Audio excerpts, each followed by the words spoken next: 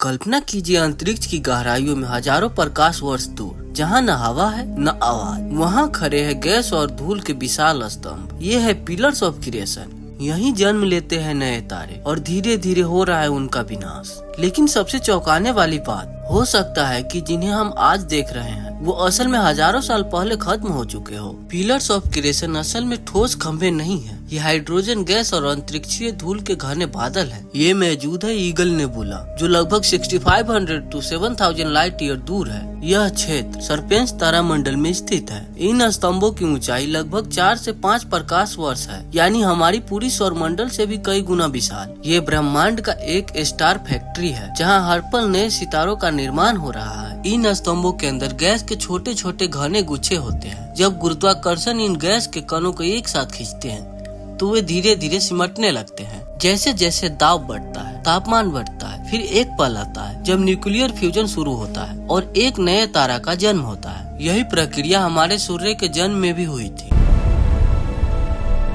लेकिन यही प्रक्रिया इन स्तंभों को विनाश करने की वजह भी बन रही है। इन स्तंभों के आसपास पहले से ही मौजूद बहुत बड़े और गर्म तारे हैं। ये तारे जबरदस्त यूवी रेडिएशन छोड़ते हैं। उनकी किरणें धीरे धीरे गैस को उड़ा रही है। इस प्रक्रिया को फोटो इवेपोरेशन कहा जाता है। कल्पना कीजिए जैसे तेज धूप में बर्फ पिघलती है, वैसे ही ये गैस बादल धीरे धीरे खत्म हो रहे हैं। वैज्ञानिकों का अनुमान है कि कुछ लाख वर्ष में ये स्तंभ पूरी तरीके से मिट सकते हैं। 1995 में हबल टेलीस्कोप ने इसकी ऐतिहासिक तस्वीर खींची। यह तस्वीर इतनी खूबसूरत और रहस्यमयी थी कि यह नासा की सबसे प्रतिष्ठित छवियों में शामिल हो गई। 2022 में जेम्स वेब टेलीस्कोप ने इंफ्रारेड में इनकी और भी गहरी तस्वीर जारी की, जिसमें धूल के अंदर छिपे नए तारों की चमक साफ दिखाई दी। जहां हबल टेलीस्कोप ने सुंदरता दिखाई, वहीं जेम्स वेब ने हमें अंदर की सच्चाई दिखाई। कुछ वैज्ञानिकों के अनुसार पास में एक सुपरनोवा विस्फोट हुआ हो सकता है।